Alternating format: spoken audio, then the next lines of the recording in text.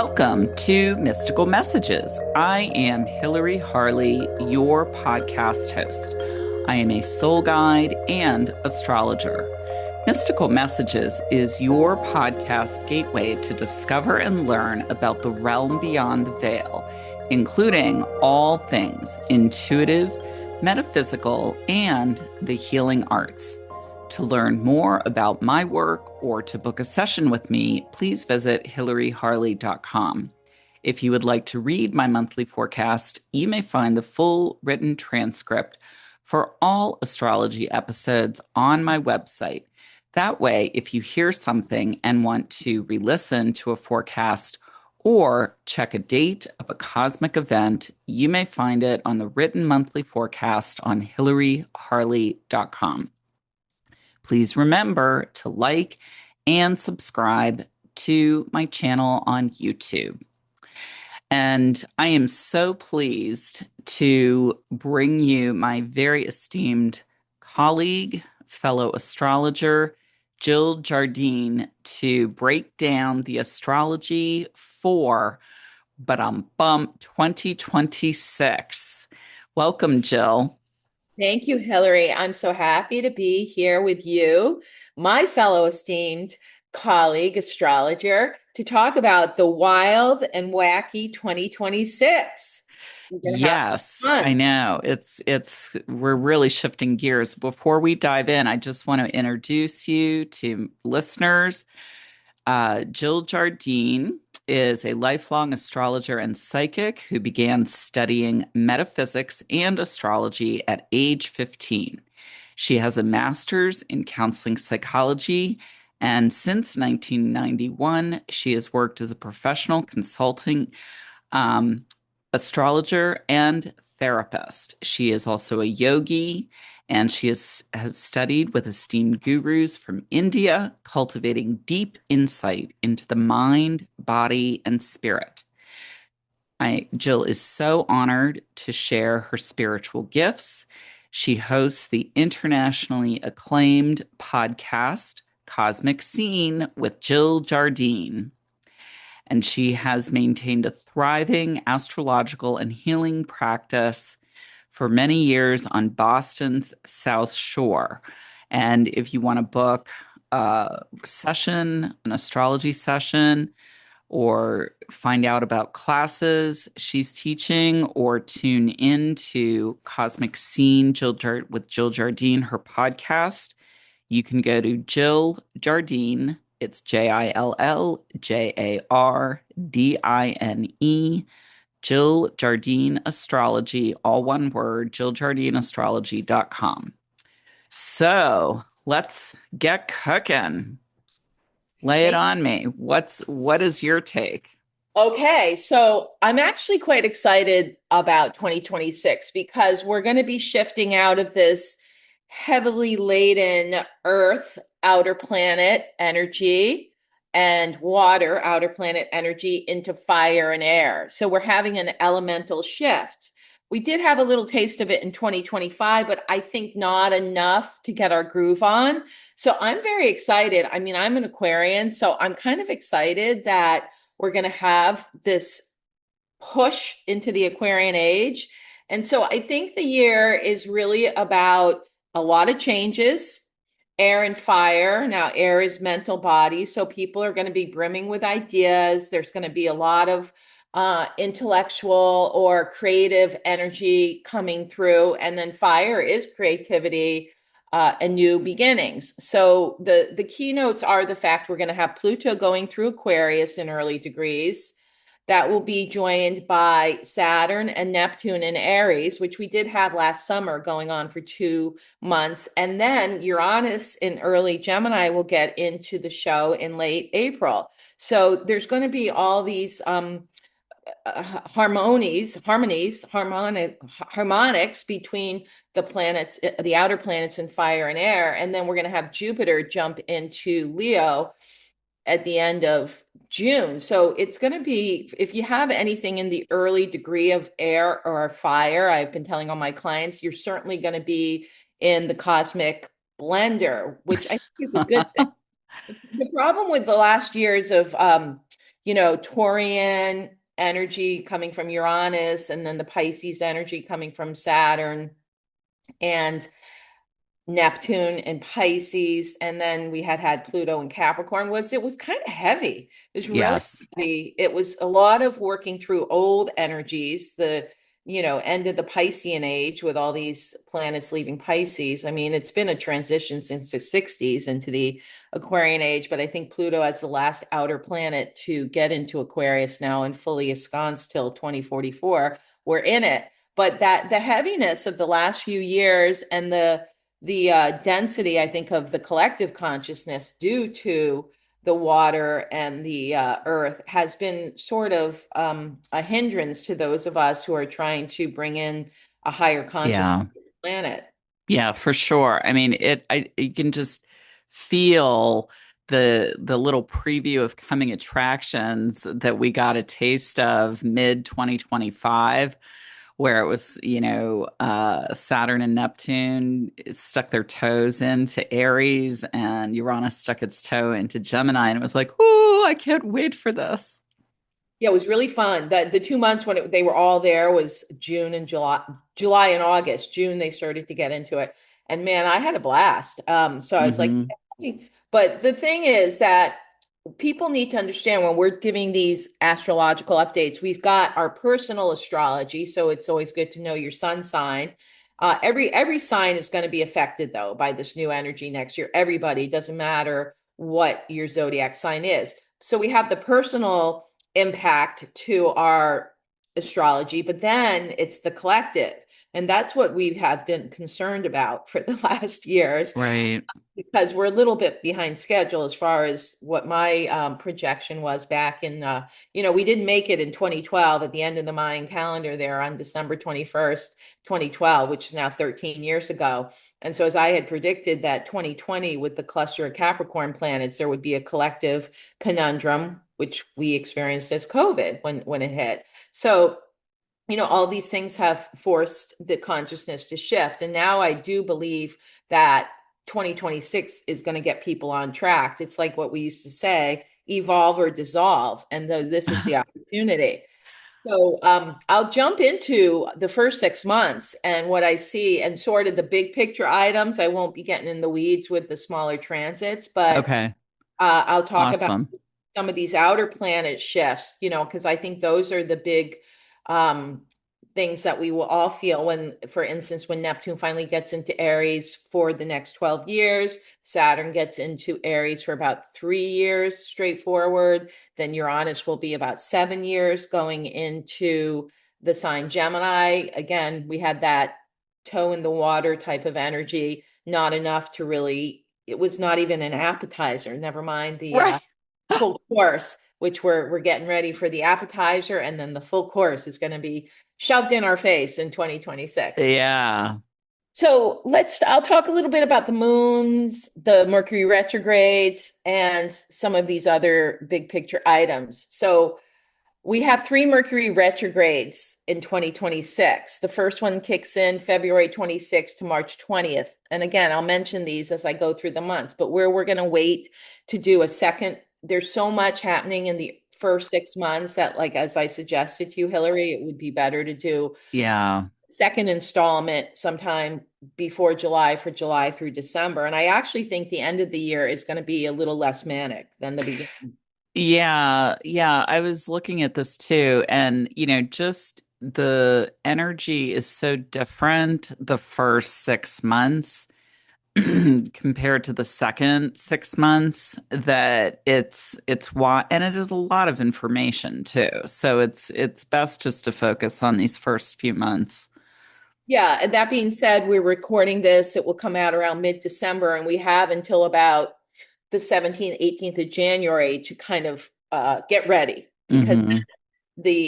the sparks start flying. So we really have until we have an Aquarian influx coming in January, third week in January. So we have until then to kind of get ready, release old things, take care of business, because then we're going to be accelerated. It really is about acceleration.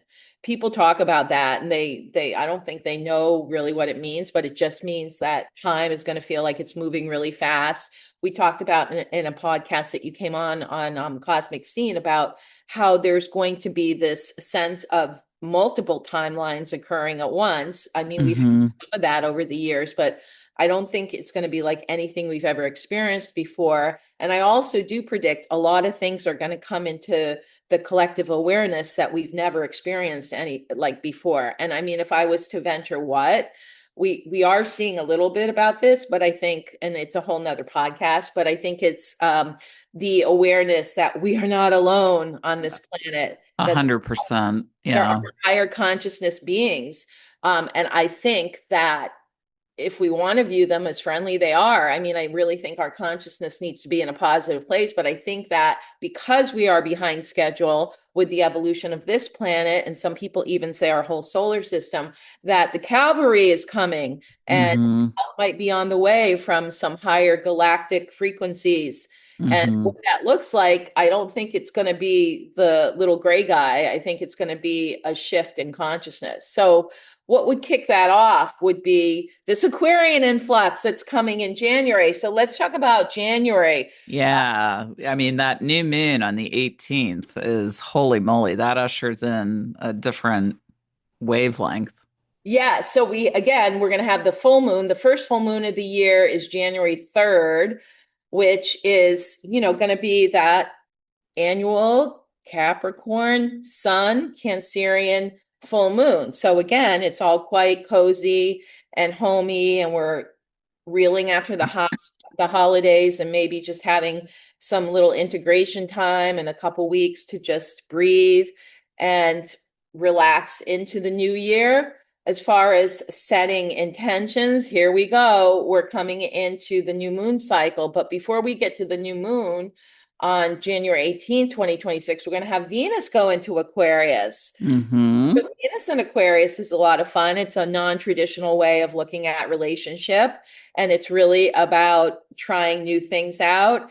And maybe your tastes are changing and becoming more eclectic. I actually think the fashion industry will start coming through with some really mod and, kind of interesting Star Trekky Yes. type Yes, for fashion. sure. It's great for design. Great for design, Venus in Aquarius on January 17th, followed by that new moon in Aquarius, which is actually it's a new moon in Capricorn on the 18th. Oh, Yeah, because the Aquarius I new was mistaken. yeah. Yes, you're right. It is new moon cap. So then we're going to have the new moon, but it's not in Aquarius and Capricorn. So again, it's like get rid of the old, bring in the new. It's a new moon, but it's in the late degree of Capricorn. So we're finishing up a cycle. We're ending an era, even though it is a new moon. So it's like take what you want from the old energy and bring it into the new energy. Because on January 19th, the next day after that new moon in Capricorn, we're going to have the sun shift into Aquarius. So it is the latest degree of Cap Mm-hmm. as the next day, sun in Aquarius, the 20th, Mercury into Aquarius, which by the way is his exaltation, says this Mercury in Aquarius astrologer. Yeah. Mercury loves Aquarius. I think that, it goes without saying that public interest in things like astrology and forward thinking, creative endeavors will be definitely the theme of 2026. And different from like the Saturn and Pisces, which was what I call the time of fake shamanism. So the proof is in the pudding in 2026. It really has to Mm-hmm. uh, make the distance. And then on 1, 2, 3, the birthday of this astrologer, Mars goes into Aquarius. So that third week, we're going to have a lot of Aquarian action as we end out the Capricornian era. So that for people, if they want to know what to do with that, like think out of the box, try Right. new things. It is the middle of the winter on the northern hemisphere, but try to be social. Aquarius is a very social sign we don't have a Mercury retrograde in January, it is a good time to get new electronics, new computers, Mm-hmm. waited to get through the holiday season, really working with all uh, your Devices and devices, electronics, upgrading, in all ways. That's Aquarius is about upgrade. And then in that same time period, we're going to have the planet Neptune go into Aries, which is the beginning of a new cycle, which should last about 12 years, which will last about 12 years. So Aries is the first sign of the zodiac. So this, again, we had that foot in the Aries fire the end of March through September, and now we're back. And so this is so good for creativity. I think we're going to have a lot of new inventions coming out. I breakthroughs. Yeah, for I can't sure. wait for those new cars that are gonna, not have to rely on gas as much, but no, I'm not talking Right. electric.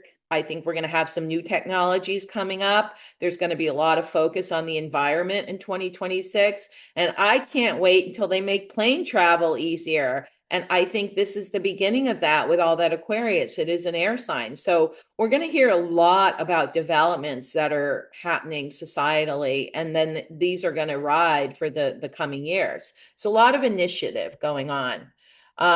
So there's no retrogrades, and again, the full moon in Cancer, January 3rd, new moon in Capricorn, January 18th. Then we move into the cray month of the year. Yeah, we were looking at this the other day, and we are going to need that fierce Aries energy that Neptune brings on the 27th as we go into the second month of 2026 for sure. So roll it out for us.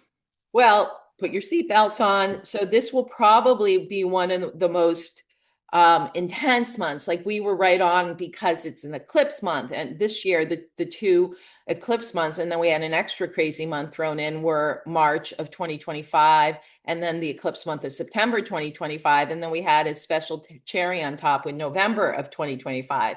Well, my prediction in 2026, there's going to be a lot going on in the collective, a lot of revelations, a lot of crazy energy, whatever that means to you by crazy, but really you'll have to be very grounded because there's a lot Hmm. there. And the month starts off with a full moon. So Yep. we'll be howling at that full moon on February 1st, 2026. And it's a full moon with the sun in Aquarius and moon in Leo. And Leo rules those in power. So we're going to see some changing of regimes. Hmm. It's not the eclipse, but the eclipse is coming in the middle of the month on February 17th, 2026, with the annual solar eclipse. So between the 1st and 17th of February, there's going to be a lot going on, a lot of regime changes around the world, a lot of revelations about those in power. And the cherry on top at the end of February is that we start the Mercury retrograde cycle right sandwiched in between the eclipse cycle, and that Mercury retrograde goes from February 26th to March 20th. But a little bit about that new moon, solar eclipse is always when there's a new moon and the sun and moon are in the same signs, and this happens to be in Aquarius, and it's toward the end of the Aquarian equinox on the 17th. Depending on where you are, I'm kind of using Eastern time zone for some of these. Uh, Hmm. that's also what the Llewellyn astrological calendar uses. So there's going to be a lot of things coming up that we need to be aware of. And then Mercury retrograde on the 26th. By then, the sun will be in the sign Pisces. Now, Mercury will be retrograding in the sign Yeah, I think it's Pisces. It's retrograding. Pisces. So we're out of the Aquarius energy. Venus would have left on the 10th of February. The other big news of February, which happens right 2 days after that full moon, is that the planet Uranus is going to go direct. Yeah, I was just gonna say that is a loaded stretch. So February 1st, even the end of January, like the 30th, 31st, and leading into that full moon on the 1st in Leo, and then Uranus goes direct motion in Taurus. So that could be a real bumpy stretch. Yeah, and I think with Uranus going direct in the third, there's definitely going to be a lot of news going on with the collective. I kind of think at the end of 2025, we have Mars and Venus transiting into Capricorn, and they'll be riding out the early part of January. So there'll definitely be some economic Debbie Downer news probably in Hmm. January. And then we'll get more clarity about that in February. But I guess my advice is just be careful not to buy into everything you're hearing out there. There will be, I think, a lot of fear. Uh, but again, everything's up for grabs. This is the interesting thing. The thing about 2025, people are like freaking out. And I said, hey, none of this is really going to stick because it's Right. the end of the cycle. This is the playing out of the old energy. This we're not seeding the new. The thing about 2026 that people need to know is that we are seeding new energy. But before we seed the new energy, I think we have a little bit of a chaotic um energetic happening in February. Right. So not to freak out about that or fear about that. I think it's just like things are just being stirred up and then Right. the dust will settle as we get into even as early as March of 2026 and we'll see how to move forward. So February may be a little bit disruptive for people. It may feel like and I think there might be some other things going on with air travel too, because a lot of this in early February is air. And there was also that I think the government shutdown was going until the end of January. So we might be facing some things that are disrupting with our day-to-day life. There could be some power outages. There could be some storms. Again, I'm not saying this in a fear mode. I'm just saying just be ready and be flexible. Right. Flexible. Right. Whatever does happen in February, there'll be the pick me up. There will be the cleanup crew coming as early as March of 2026 because then the energy shifts a little bit. Yeah, so speaking of which, we have the full moon lunar eclipse on March 2nd, 3rd, the second eclipse of 2026. Do you want to talk a little bit about that? Yeah, the other big transit though that we forgot to mention with February, another thing to throw into the February manic mix here is that Saturn will go into Aries on the 13th. So just Right. a bit, let me just backtrack. So February full moon on the 1st. On the 3rd, we've got the Uranus going direct. Then we have the new moon, which is also, by the way, Chinese Lunar New Year on the 17th. So it's Hmm. a really good time to set intentions, and I do urge you to do that. But then a week later, and then on the 13th, right before the new moon, is the Saturn goes into Aries, and then we have the eclipse cycle start on the 26th. So that's a lot of major transits for 1 month. Hmm. It is. It is. So the eclipse is on the 17th and Mercury retrograde happens on the 26th. So it is a very active month. And the corollary to that first eclipse occurring on February 17th on the new moon in Aquarius is March 2nd, 3rd. It depends on where you are in the world.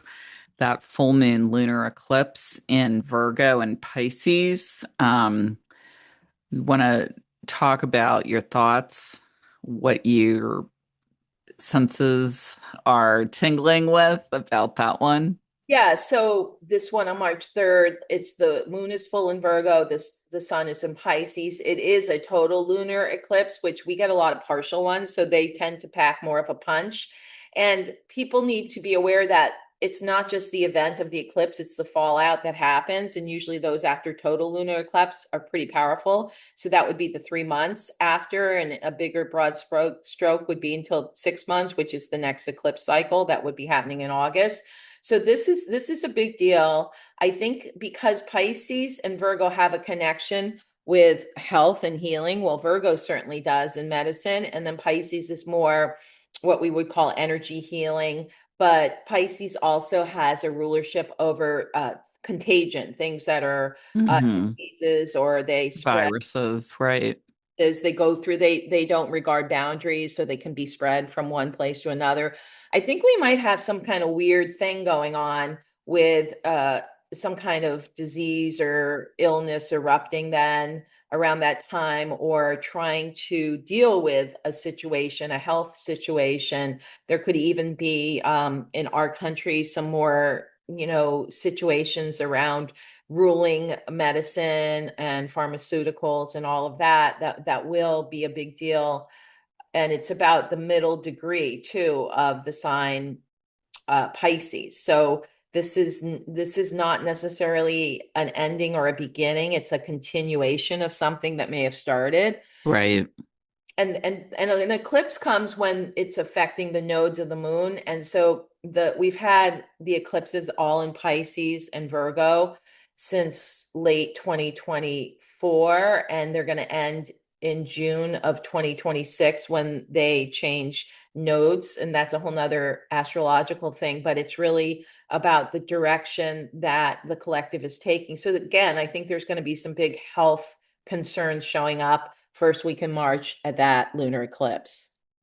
Yeah, that's so true. It's sort of like the swan song, this lunar eclipse in Virgo and Pisces. And what about right after that? We have Jupiter going direct motion on the 11th. There's sort of a cluster of activity that second and third week of March. Right. So we've got Jupiter going direct. So that's going to feel good because it's going to bring back optimism, expansion, and Jupiter is considered exalted in the sign Cancer, where it will stay now and go forward in Cancer until around the end of June. So this is good. I think we might get some good news because it's post ecliptic by then. It's like Right. exactly a week after the eclipse. We might get some good news about mortgages and things to do with buying property and real estate. There may be some good news around that. There may be, like, if we felt the economy was really, really bad back in January and February, March will bring the optimism. And also the other thing people need to be aware of, like things that are going to happen are going to be fast. Like one day it's going to be like, oh no, we're going into a recession. The next week, oh no, we're not. We're coming, Hmm. we're gonna there's gonna be this done. And there's gonna be a lot of changing too in the political arena, I feel, in countries all over the world, including the US. Like from day to day or week to week, it's gonna be a different scenario or a different issue that we're dealing with, kind of like what we've had, but a little different, because I think we're gonna see an unwinding of things that were set into motion in 2025, but then we're going to have new ways of dealing with situations or circumstances. Hmm. It may not 100%. not be done the traditional way. I'm talking politically and otherwise. So yeah, it's really busy that third week in March. We've got the Jupiter going direct. Then you've got that new moon on the 18th, the day after St. Patrick's Day. And then Hmm. we're going to have the sun going into Aries, which marks the vernal equinox, which is always a good time to seed new energies. And I like that it's coming 2 days after the new moon window. So the 18th, 19th, 20th of March, if you haven't had time to kind of set an intention because things have been a little bit unwieldy, that would be a really good time. And it starts the astrological new year too. Right. And to boot, Messenger Mercury turns direct motion on the 20th. So, right on that vernal equinox and the new moon. So, it is a very potent time to set intentions. And with that, Mercury going direct on March 20th, all planets will be forward motion for a couple months, which is really a breath of fresh air. Yeah, that will be really good. Usually that happens earlier in the year, like in February, that they go moving direct, but it's a little later this year, but we'll take it, right? Right. We'll take it on the equinox. We'll take Mercury going direct. And that's going to be very interesting. Things will move fast because it is the Aries equinox. So we'll have the inner planets all conjuncting Saturn and Neptune at the end of March into April, which will be interesting to see how that plays out. But they're a little bit more spaced out than it is in Aquarius when they all meet up with Pluto in Aquarius the third week of Mm-hmm. It's going to be a little bit of a different flavor, but it's also letting us get some kind of viewing or vision of what's to come. And that leads us into the month of April when, again, April Fools, it's a Libra full moon. Da da da da. So Yes. that will be trying to balance things, all the things that have felt a little chaotic or not knowing if we're coming or going. By that April 1st Libra full moon, we might get things back in balance. And I think also that it's going to sort of get ready for the financial situation to get cleaned up in May. So April Mm-hmm. is the full moon, sun in Aries, moon in Libra. So that's also very diplomatic. If there's anything going on internationally, which there certainly could get initiated in February of 2026, we'll probably see some kind of cleaning up of that. And then there's the new moon in Aries on April 17th, Mm-hmm. which is, bringing in new hope. Again, we don't have any planets retrograde, so that's really, really good. We've got Pluto going through Aquarius by now. We've got Neptune going through Aries, Saturn in Aries. And On there's, the 26th, do you want yeah, to talk about it's that big very one? special. Come up at the end of April on 4-2-6-2-6. We've got Uranus, the great awakener and change maker, going into Gemini. Dun, da, da. For the next 7 years, yeah. Talk about fasten your seatbelts, aligning to Pluto and Aquarius. Yes, and it is going to speed things up. I think that we're going to see a lot of things happening with between the Aquarius and then the Gemini and Aries, a lot of stuff around space travel. And like again, I've been crossing my fingers for years that since Pluto went into Aquarius originally a couple years ago, like let's get air travel Yeah. modernized and easier, and let's clean up all those systems and make it so it could be more seamless because it's been anything but that. Right. Oh, 100%. Yes. So a relatively calm month in April, and we'll take it after the rock and roll of February and even early March. And so with that, we're into May 2026 and another full moon right on the first. So we have two full moons um, in May.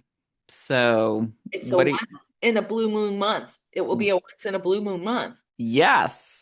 So do something you've never done before. Yes, ride that horse. It's the year of the fire horse in Chinese astrology. And so we're going from the snake in 2025, a very earthbound creature, to giddy up. It's like Yeah, that and that drive into barn door.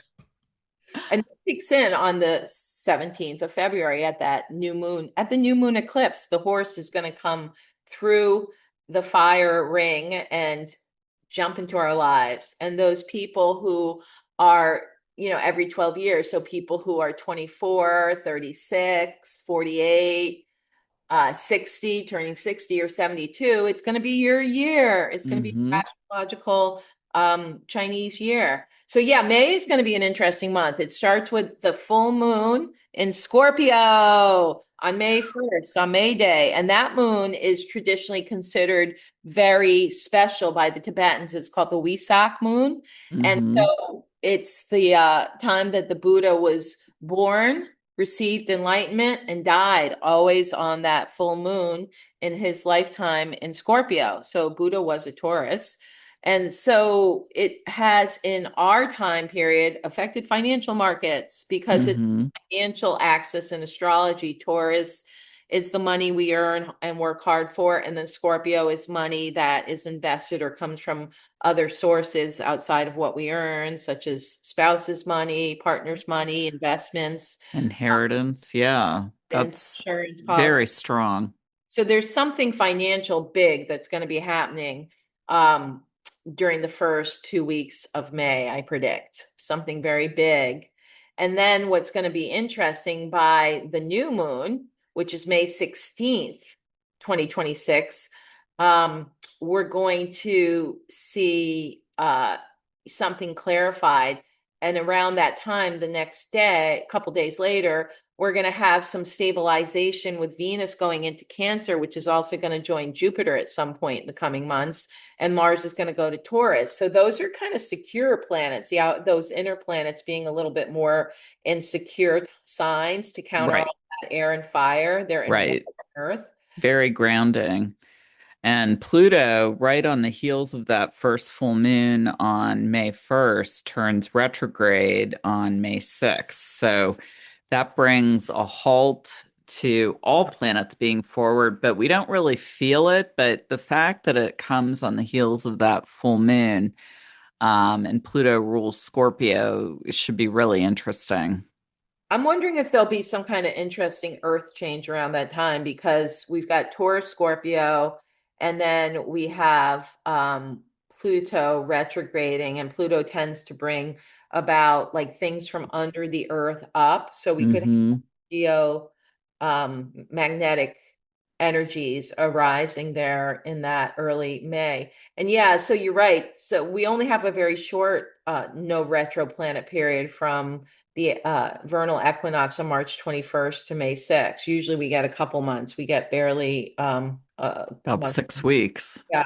So that means initiate from like the 21st of March through May 6th. This is a good time for launching things. People always ask me, when should I launch my new business? I mean, all year I think of 2026 is good for that, trying new things and ending the old. But that's a pretty auspicious cycle for really starting new things between the vernal equinox and May 6th. And like you said, Pluto is more about a collective situation. And, a lot of people won't really feel it unless they have planets at those degrees. So, Right, right. and it's retrograde for almost half the year anyway. So that's the thing. Yeah. The outer planets, but it's just very interesting coming on the heels of that full moon. And then the second full moon is the very end of the month, that blue moon. Yes, on May 31st. So that's the week after Memorial Day in the United States. So that is in Gemini, and that's going to be with the sun in Gemini, and then the full moon will be in Sagittarius. So that's kind of a big picture. There might be something internationally going on at that full moon at the end of May because Sagittarius rules international affairs. And then we're also going to have, I think that Uranus is going to be a few degrees away from it because if it's the 31st, it's going to be, it's about 10 degrees. And then Uranus will be in like 3 or 4 degrees.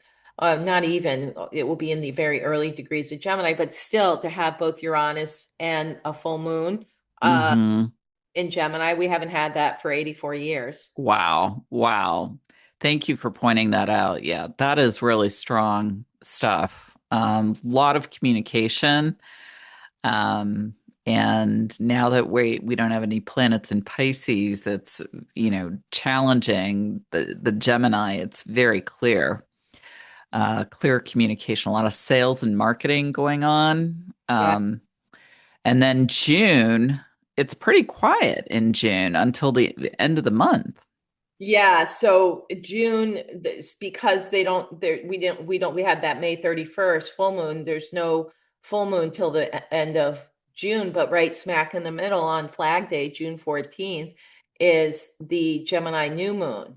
And then June 29th is the full moon in Capricorn. But the cherry on top in between all that is the second Mercury retrograde cycle. And that goes from June 29th through July 23rd. So I think that one's going to be a bit of a whammy for some reason. And it's right in the middle of like summer travel season when that Mercury retrograde, it actually goes retrograde on the day of the full moon. And Mars goes into Gemini. There's a lot of Uh-huh. activity on the 29th and the 30th. It's just loaded. So as people are heading out for July 4th weekend, whether you're flying or driving, that could be, a little tricky. Yeah, you may want to just plan plenty of time. Give yourself plenty of space with that full moon on June 29th in Capricorn, just as Mercury, messenger Mercury, the communication planet, goes retrograde same day, and Mars goes into Gemini, the sign that rules, that Mercury rules. So it is loaded. And then let's finish up with some happy news because Jupiter goes into Leo, where it loves being in Cancer. It's exalted, as you pointed out, but it shines pretty nicely in Leo. Right. So that's a trifecta of days, the 28th, Mars in Gemini, then the full moon on the 29th with Mercury retrograde. And then we have the 30th with Jupiter in Leo. So, and that's the end of the first half of 2026. So it's going to end with kind of a bang. And Jupiter in Leo just is all about like whatever the intensity has been leading up to that point. It's like, okay, let's have some fun now. But then the Jupiter is going to be in the mix with the fire and air in early degrees. So Right. it will be trining Neptune and Saturn in August. It will also be in July and August. It will also be harmonizing with, well, opposing Pluto in Aquarius. And then it will be in the mix with Uranus in Gemini. So that's, again, it's all about acceleration. So I think, I mean, the key takeaway for those 6 first months is that be very grounded, be very in your body. I mean, if you've never had a massage or any kind of body focus, this is the year to do it. Seriously, seriously, you really want to be prepared because we have liftoff and we are on the launch pad in 2026. So, as much as you can take the end of December, beginning of January to really take care of yourself, especially with Jupiter, the planet of abundance and prosperity and expansion, loving, thriving, being in the sign of Cancer, the crab, which is nurturing and nourishing and self care. You really want to sink into that. My guest has been the exceptional astrologer Jill Jardine. You can find all her information on her website, Jill Jardine, Jill Jardine, Jardine, astrology.com. Thank you so much for joining me today, Jill. It's so wonderful to have you here to go over the abundance of activity that we're about to walk into. 100 astro activities. Triple S. Yes. Thank you so much for having me, Hilary. It's always so much fun when we do a podcast together because I think we have a compendium of astrological knowledge we get to share with everybody. For sure. I would love for my listeners also, while they're checking you out on your website, your podcast as well, Cosmic Scene with Jill Jardine.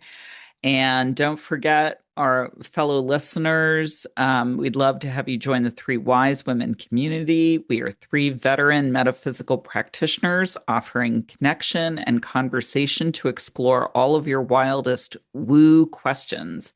Join us the first Tuesday of each month at 6 p.m.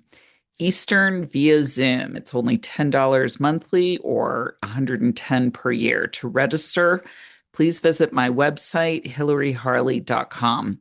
And to learn more about my work or to book a session with me, please visit hilaryharley.com. Don't forget to like and subscribe to my YouTube channel. And I thank you so much for listening today. Please join me again in 2 weeks when I will bring you the astrology forecast for January 2026. I wish you many blessings as you journey forward.